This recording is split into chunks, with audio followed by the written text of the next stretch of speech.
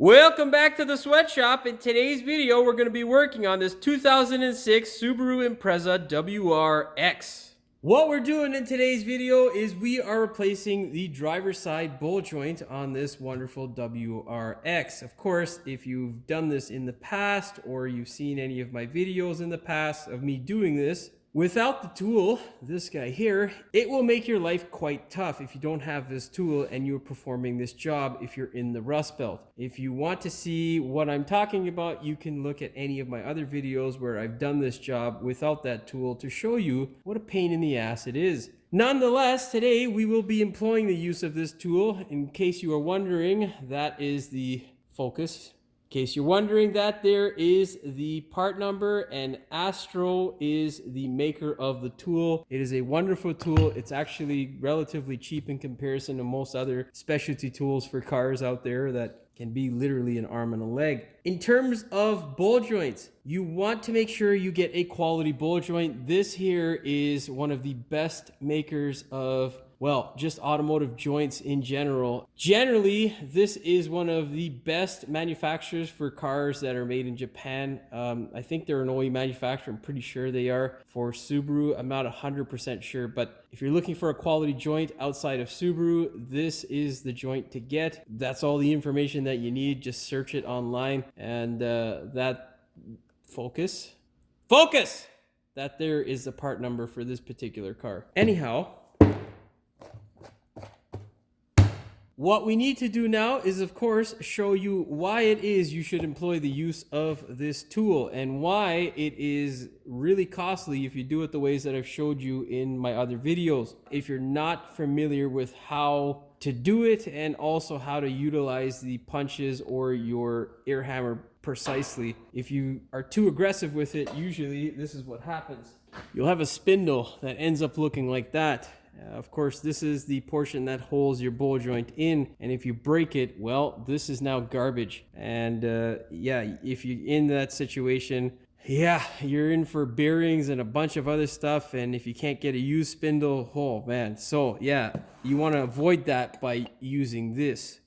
With all that rambling out of the way, which there'll probably be a lot more of because I'm quite tired, you know the drill. It is now time to hit that subscribe button as well as the notification bell so you don't miss any of my new videos. Now, let's put this thing up in the air and we'll show you what it is you may see, feel, or hear when you have a bad ball joint. Now, of course, if you are going to do this job at home, make sure you employ the use of jack stands because, well, you don't want to die under your car. That being said, you're going to grab your wheel in order to check for play.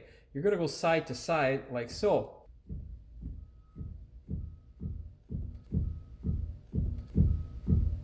Now, unless the camera's crap or you're deaf, you should be able to hear that knocking sound. The knocking sound, of course, indicates a problem. It may be hard to see on camera, but the center line of the wheel is what is moving. And you can see a bit of side-to-side movement there. It's quite excessive. Usually, Subarus are not this bad in my experience. I don't know if that's because I usually catch them early, but they don't usually deteriorate to this point. Of course, we are looking at our failed ball joint. Here is where you're going to see your movement, and it is quite alarming, to be honest with you, but this is what you want to look for on your own car.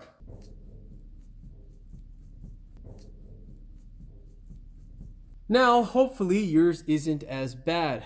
Of course, this one here is extraordinarily bad for what I usually see. Unfortunately, it is not an OE joint. It looks like it's been replaced at some point with an aftermarket joint. I think it's probably a Mevaltech because it has a blue boot, but I'm not 100% sure. Nonetheless, you do not want to drive around with your ball joint in this kind of condition because the chances of it popping out completely and leaving you stranded is very high. So get it serviced as soon as you can. Do not wait on it if you have that amount of play. Next step, grab a 19 mil and fire off your wheel.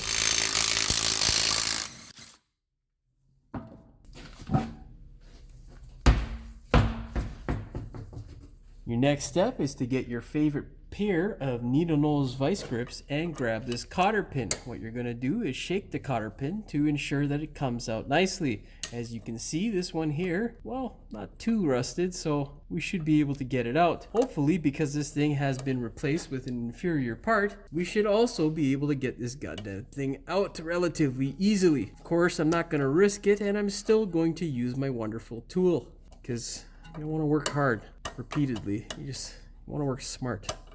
Obviously, I'm not that smart because I chose this as a living, but that's another conversation that we'll have some other day.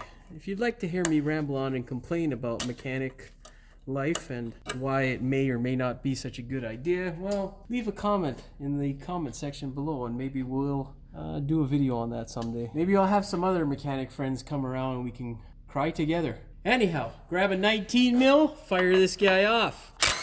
Maybe wear some eyeglasses. I just got a bunch of dust in my face.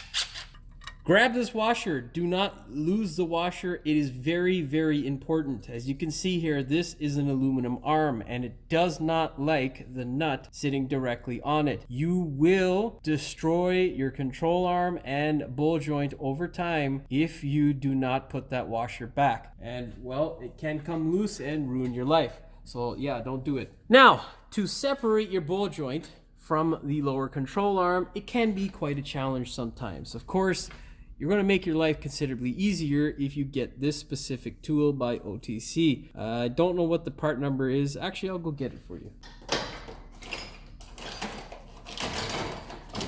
That is the part number. And does it ever work well? God damn right it does. It will save you a considerable amount of time and headache. Of course, if you are reusing your ball joint, you want to be careful because these guys here can poke a nice ginormous hole in the boot, which will render it useless, and then you'll be replacing it anyhow. So what you're going to do is take your time and slide it into place gently. Grab your specialty tool and simply tap it into place. Now you can see we got some crap coming out there already, which is nice. Now the key to success with removal of the ball joint and using that tool is not putting too much pressure on this here. If you bend or damage the threaded portion of your ball joint, you're not going to be able to use the specialty tool and you will end up pulling your hair out.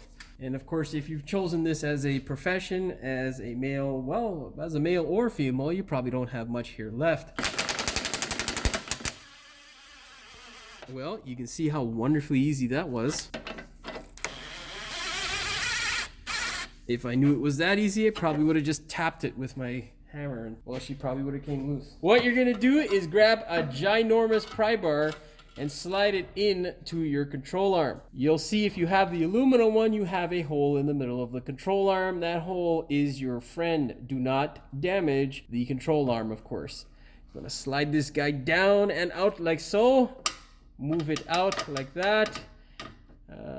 There we go. Ease it up into place. Oh, I forgot to do my CV nut. Well, you don't necessarily need to. Yeah, we're not going to. It's fine. Important here, another thing that, well, I haven't seen anybody actually forget it, but something that can get overlooked is that cone here. It's very important. It is as important as the washer. Even more so because, well, if it doesn't get sandwiched in here, you're going to not have a ball joint that sits properly. On top of that, you will destroy your ball joint in your car. So yeah, don't leave that guy out. Now what you're going to do is simply just move this guy back like so. Do not pull too much unless you remove your CV shaft because it will pose a headache for you. With the axle forward and away from the control arm, you can do the work on the ball joint. Don't yank the ball joint and spindle assembly away from the car. You want to move it either to the front or the back of the car.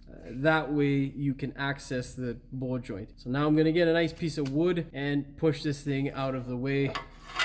Now, just to be clear, this is the piece of wood that is pushing our spindle assembly towards the front of the car. That's our ball joint, and right here is where our control arm is. Of course, you want to pull it just a little bit away from the car so that this guy, when you're pulling it away from the control arm, doesn't get snagged because you don't want the control arm coming up and smashing your finger, which is a real possibility and something that will really hurt. So, like I said, slightly away and then towards the back or the front, whichever way you feel comfortable. Then use a piece of wood. I think that thing's approximately like 10 inches long. Obviously just get whatever works for you. Now get the appropriate socket for your ball joint bolt. If it's stock, it will be a 14. In my case, it looks like a 17. Now, as you saw in the previous clip, this guy here did come off, but it's kind of being a little bit of a pain in the ass right now to get off by hand. So you can use a tie rod end puller and simply just yank it off. You need to put very little pressure. Make sure you don't damage the ends of it, or this portion of it should be as it was on the car. Now we need to remove this guy here. If it's a stock bolt, it will be a 14 millimeter. In my case, it looks to be a 17. Now usually with this bolt, if it has not been touched and it is the stock bolt, the chances of it breaking are quite high. So what you want to do is get the appropriate socket, put it on, and then you want to put your middle finger on the back of the bolt. Give it a couple of shots to see if it's turning. Oh, yoy, yoy.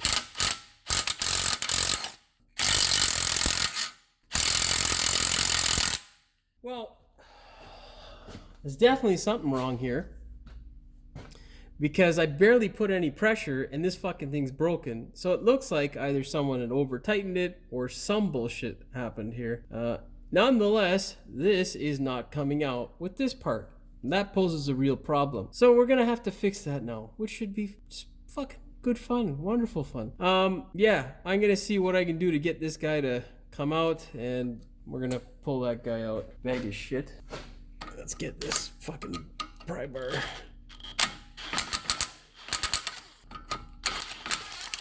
So whoever did this at some point over tightened it. You can see there we have maybe about half of the bolt that's actually attached, and then you had a lot of rust forming. The rust obviously doesn't form just like that. So this is what you call a stress fracture from either over tightening or, well, just putting in a shitty quality bolt as well. Anyhow, this is garbage and it's now made my life a pain in the dick. So this is going to be fun. Usually I would just weld the bolt here and pull it out. Unfortunately, the bolt that they had used is bigger on that end there than the threaded portion. So if I were to drag this out, it will ruin my spindle. Now, if it does get ruined, we can use a bolt and nut, but, well, I don't really want to. I'd like to utilize what's already there. So what we're going to do in this case is we're going to take a vice grip and see if we can get this portion of the bolt to move kind of easily. We pray to God that we can. Yeah, no, that shit is not gonna move. Wonderful. So our next step now is to put some percussion to this portion here. We're going to use an ear hammer and give it a little bit of pressure. We're not going to mar it over or get it to the point where it starts to get bigger than the actual hole or ruin the threading of the bolt. You have a bit like this and an ear hammer, use that. Ear, eye, and, well, you don't really need nose protection, but ear and eye important.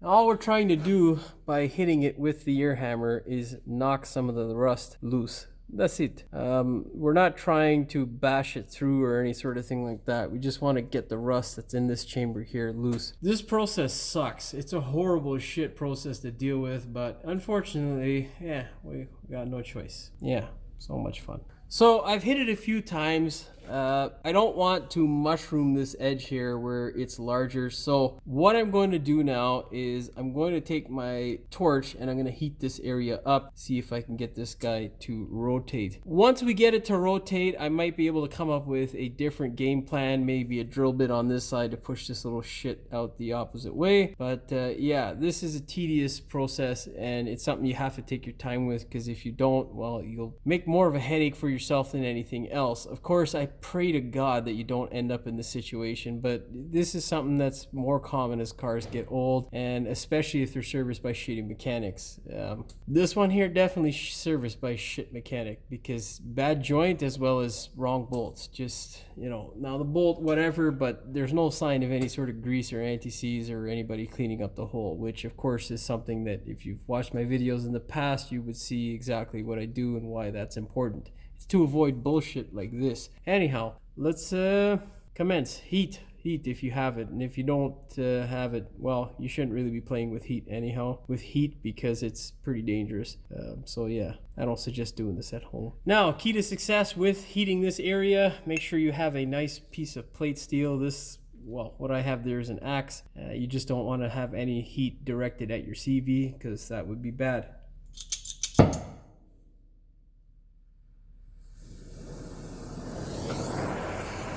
Don't worry about your ball joint, it's going to catch on fire. We don't give a shit. In fact, you should take pleasure in the fact that it's on fire, because a fucking pile of shit's making your life a pain in the ass if you're having the same issue as I am.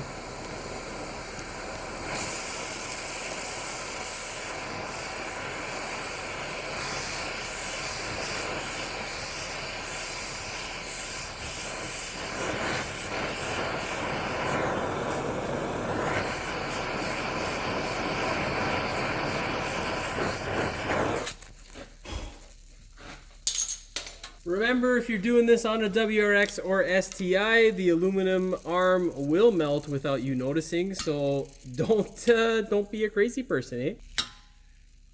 Oh yeah, that is fucking seasoned there, guy. Oh, it's gonna be so wonderful. Of course, check the temperature of your axe. You don't want it to be too hot, because it will also melt your CV boot.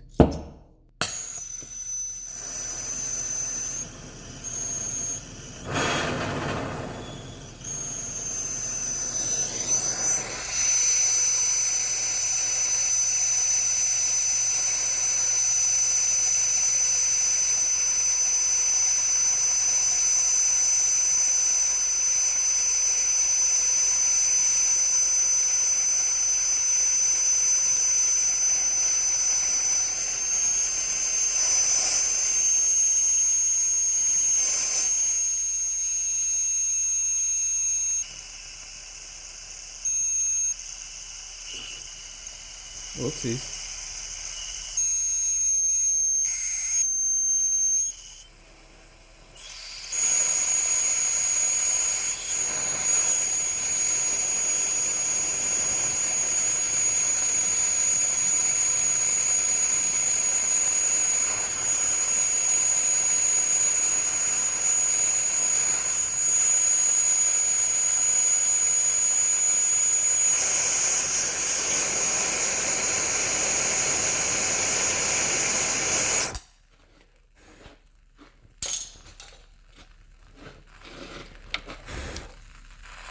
Oh, that grease is burning off pretty good.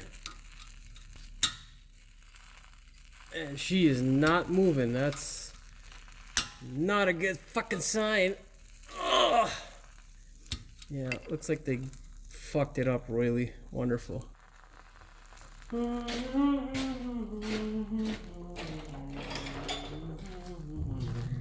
Primary reason as to why you don't fucking do shit fucking cars sometimes. It's just sometimes when you have cars that are worked on by multiple mechanics, you end up with shit like this. But I'm stuck with this one because this customer I really like, so we're doing it. For better or for worse. Alright, Tiago?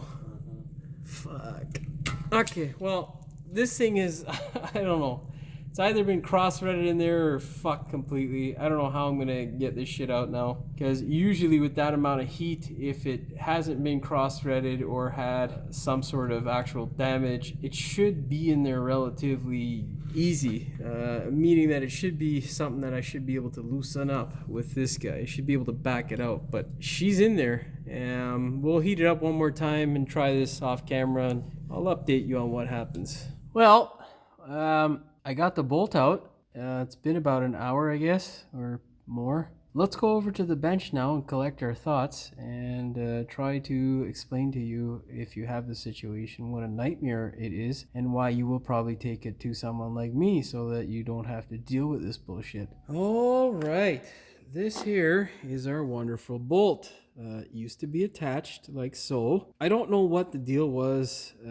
I don't think they put in a bolt that was too long or something like that. What I think happened is, well, quite simply, these guys did not do their job properly. So whenever you do a bowl joint, you have to clean out the surface of the hole or the bore of the hole. It wasn't. It was completely rusted. Now, even if they did clean it out, the smart thing to do would be to apply some anti-seize. They didn't do that. That's what leads to a situation where these kind of things will snap. Now, as for this guy here, well, I drilled that side a little bit, but as for this guy here having the rust in this area, that there is due to two things potentially. This being cross thread, which you can see obviously because I got it out and there's no real galling. That's a secondary, or that wasn't the particular issue, but over tightening will also lead to a situation where you get a bolt that breaks premature. So those are two things you don't want to do. You want to make sure that you don't cross thread, obviously, because it can lead to a situation where the bolt breaks, and you don't want to make sure that you don't over tighten something because, well, you also end up in a situation where your bolt will break. In order to get this stupid thing out,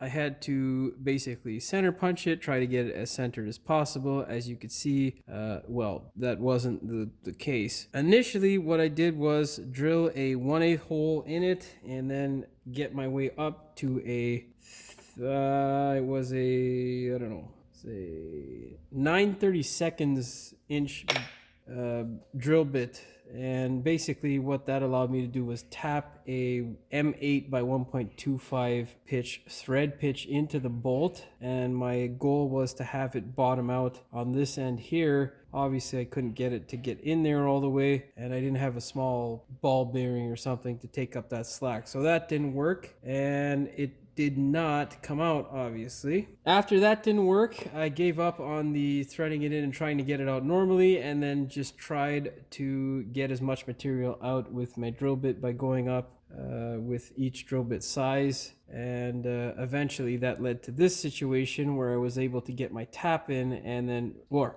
I was able to get my drill bit in, get this thing moving a bit. Once I got it moving, it looked fairly, well, it looked loose enough to the point where I could just bash it out. And that's precisely what I did. Took a punch and then just hammered that pile of crap out. Then went through with a starter die, which I don't know where I put it, but it's somewhere on the table of tools. As you can see, most of this crap is what we use to get the drill bit out. This is a finishing die, which I use to go through the front. And then, of course, the proper thing to do is to use a drill bit on the bore side that is not threaded and drill out all the rust so that you don't have a cavity where rust can lead to this situation again. Obviously, the jackass who replaced this bowl joint previously doesn't understand his job or didn't get the memo. Anyhow, if you're wondering the size that I use for this particular thing, it is a 27/64 drill bit. That is, of course, imperial, not millimeters, because it would make sense. Anyhow, drill that hole out, make sure there's no rust. Again, you don't want to remove material, you just want to get rid of the rust, and then you want to get yourself a brand new or brand used good quality bolt. This guy here is an M10 by 1.25. It is an original 14 mil head bolt, so we can use this without any issue. Of course, if you're using from other manufacturers like I am, you want to make sure that this guy does not surpass and kiss the thread portion, because it will wreck your bolt. That being said, before you take your bowl joint out, leave the old one in there, get your new bolt if you had to go through this, and you want to torque it to 40 foot-pounds to ensure that it actually can withstand the amount of torque required to keep your bowl joint in there. You do not want your bowl joint slipping out of there or this bolt coming loose. So let's go do that now. Grab your bolt, fire it in. If there's lots of dust and dirt, go ahead and blow it out. Should be able to thread it in by hand, of course. What you want to make sure is that it does not bottom out on anything. Now, I've done this without my washer to make sure that the bolt does not get caught up on the spindle. Set your torque wrench to 40. I believe the torque for this thing is 30, but I'm going to over torque it to ensure that it is good.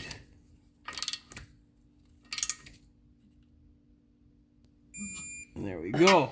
This is how you verify, in my eyes, that the bowl joint and the spindle, or the spindle, is still good enough for you to use. Now we can take this out. Don't forget that lock washer. If you have the chance to replace it, that is a good idea. If not the end of the world. Now, we can commence with our regularly scheduled programming and get back to the ball joint removal, of which we started this video for in the first place. Anyhow, that was a nice little detour of like an hour plus. What to do? Shit happens, right? Yeah, see, we got rid of the rust inside of there. Of course, you're gonna see us do it on the ball joint cavity as well. In case you're wondering, some of the bullshit that we had to do was switch around, so we're now gonna switch it back. It's just easier to work on the ball joint with the spindle towards the front. Now, very important, make sure there is no screw or debris of the screw in this area when pulling it out, or you will damage your spindle. At least if there's any large chunk of it. If there isn't, you're golden, good to go. What you're gonna do if you have the Astro tool is spin this guy up, just like so. And I shall be back, because that pile of shit compressor is not something that I want to edit out. As I was saying, make sure you thread this up all the way. If you can't get it on and it gets a bit tight, you can get a small needle nose vice grip and grab the shaft of the ball joint. With that all the way on, get yourself your favorite 24mm socket and impact gun. Put this guy over and just fire, man.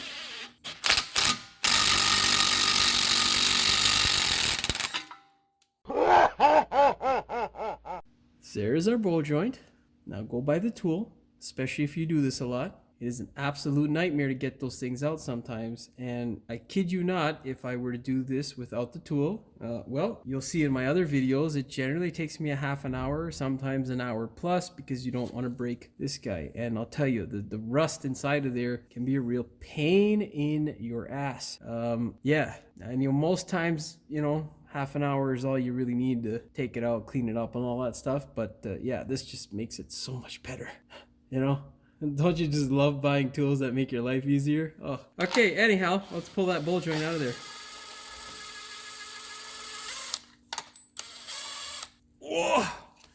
Well, it's gonna be a little bit of a challenge getting this thing out now. Okay. Obviously, you could shove your ball joint back into the hole. Make your life easy and all that stuff. But that is a lazy way to do a ball joint on a Subaru. You can see this hole here is full of goddamn rust. We don't want that rust there. So we're gonna grind this shit out of here. We're also gonna grind this surface flat so that our new ball joint doesn't sit crooked. Of course, to do this, you will need some ear, eye, and nose protection and a number of grinding tools. What I am going to use in this position here is this guy here. We're going to use this guy here to grind on the flat surface here, and then up inside here, if I can't get most of that crap out, I'm going to use just a carbide bit to grind away very quickly. But you do not want to take away too much material. Actually, you don't want to take away any material. All you're doing is just taking away the rust. That's it. Get suited up and hit it. Oh, I should take my own fucking advice, shouldn't I?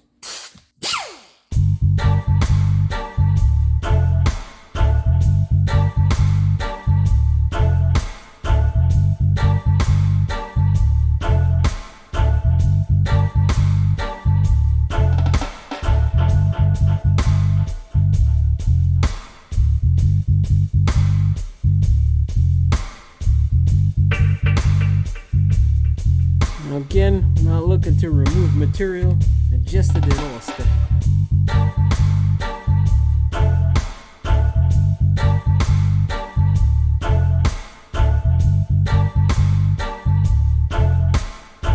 Oh, try not to hit the camera if you're filming. That was a bad idea.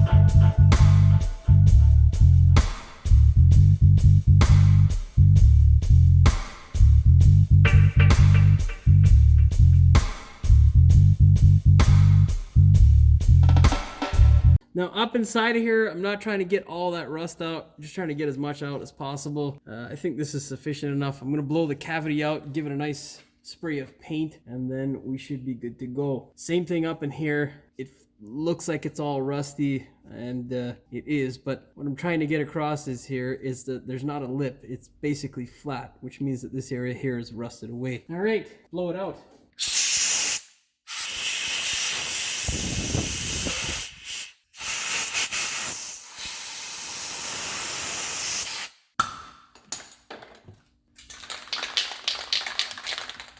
Go ahead, get your favorite rust paint or anything that's going to prevent rust and spray this thing. This is what I use. Dominion, I'm still open for sponsorship. I'll take a couple of boxes of these things and yeah, I'll be happy to. I'm promoting it for free, but whatever, anyhow. I quite like these guys. Primer works really well and it actually dries really quick, which is nice for us because, well, speed is the name of the game. Of course, if you're going to use something like this, shake it well. Yeah, definitely the right. Now, go ahead and give it a spray. We are just looking to make sure we don't end up with any rust. All right, spectacular. Let that dry and I shall be back. Once it's nice and dry, you're gonna go ahead and grab your grease gun that is. You're gonna grab it and pump this cavernous hole full of grease. You don't want so much that it spits out everywhere, but you want enough to the point where moisture isn't gonna have any room to build. And you're just gonna give it a nice layer of grease all around here to give us this wonderful place to insert our bowl joint. That way it never rots into place ever again, we hope. You're going to take your wonderful bowl joint, of course. Don't forget the cotter pin. Of course, heed the warning. It probably says something about California can't. Yep, they're right there. California to cause birth defects. Everything that we eat and all the shit that we inhale, God only knows what the hell is going on. So yeah, I mean, California's right. That shit probably does cause cancer. Anyhow, point is, take your bowl joint. You're going to insert grease in... Fuck this nut. You're going to take grease and lather it up here. You're going to put some in this area here as well. All you want to do is coat any surface that is uncoated with grease. That way it doesn't goddamn rust in there. You can just shove your bowl joint into the hole. God damn it. Should be nice and easy. Of course, if it's not easy, go ahead, get a mallet and convince it. Yeah, we hear you, buddy. Shut up. Grab the mallet and tap it, tap, tap, tap, tap, tap. Just like so. Oh, that needs to go some more.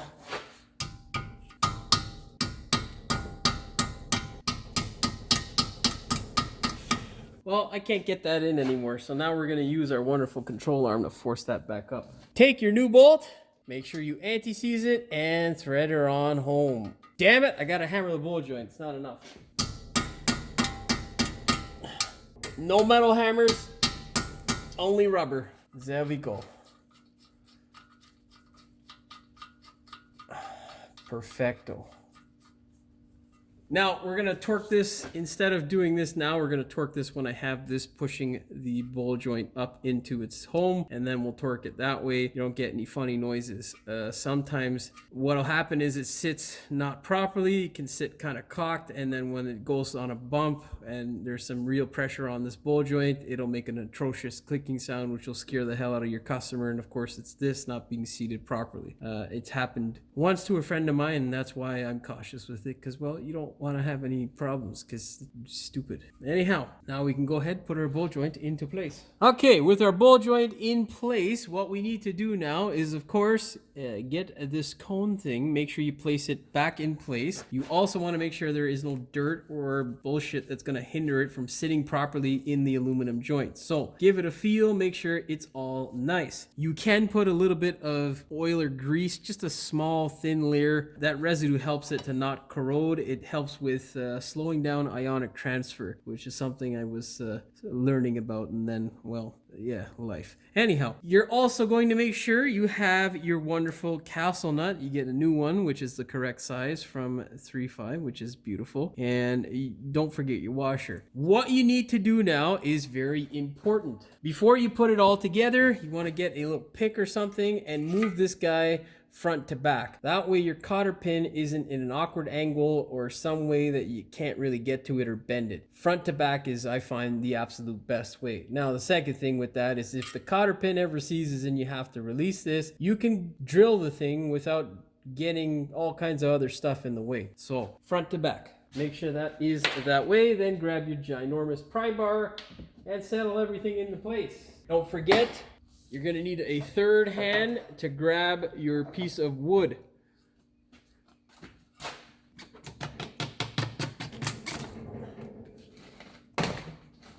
Make sure that boot does not get torn or ruptured. It just got touched a bit, which I don't like, but hey. Slide that guy into place. And let it come back up. There we go. Now you can obviously see we have some pressure being applied, which is what we want. Put our washer in place and our beautiful castle nut. Thread them up. And then grab your mallet. And if you were having problems getting it to sit like mine, it's probably because of the grease that I put in there. Whack it. And you are good to go. Now, grab your torque wrench, a 17 mil and a 14, as it should have been originally. Go ahead, grab your 14 mil socket and set your torque wrench to 37 foot-pounds or 50 Newton meters. Don't forget the lock washer as well.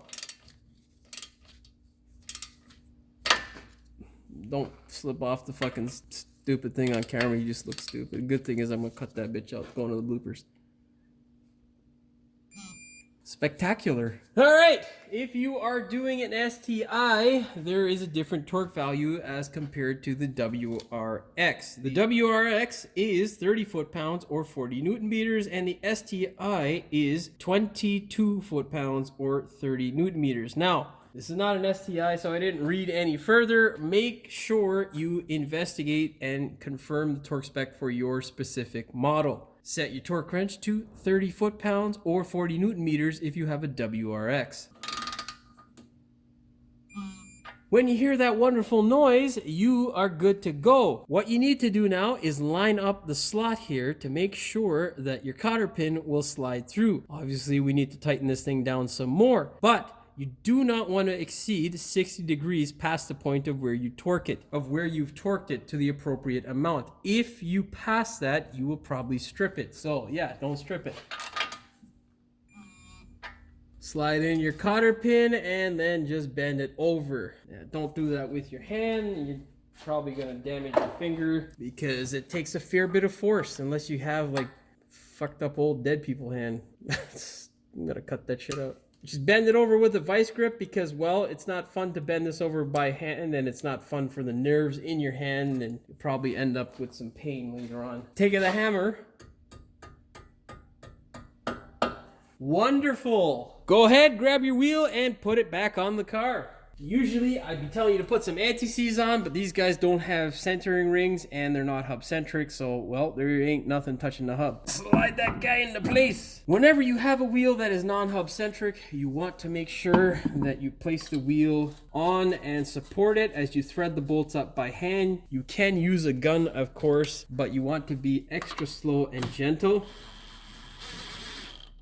because you want the coned section of the wheel or lug nut to grab and put the rim in the position that it should be. So you can see me moving it there. You want it to be in the center because this is essentially lug centric. If you don't do this process every single time you remove and put the rims on, you will prematurely wear them out and cause yourself a vibration, which nobody wants. Of course, once you can see that they are centered and in place properly, you can go ahead and torque the two down and then run the other ones up. Always thread them up by hand initially, and then you can gun it if you like. Yay! Grab your torque wrench and set it to 75 foot-pounds or 100 Newton meters. I'll tell you, I like to torque these things, all my Subarus, to 100 foot-pounds or 135 Newton meters. Of course, look up the appropriate spec for your vehicle.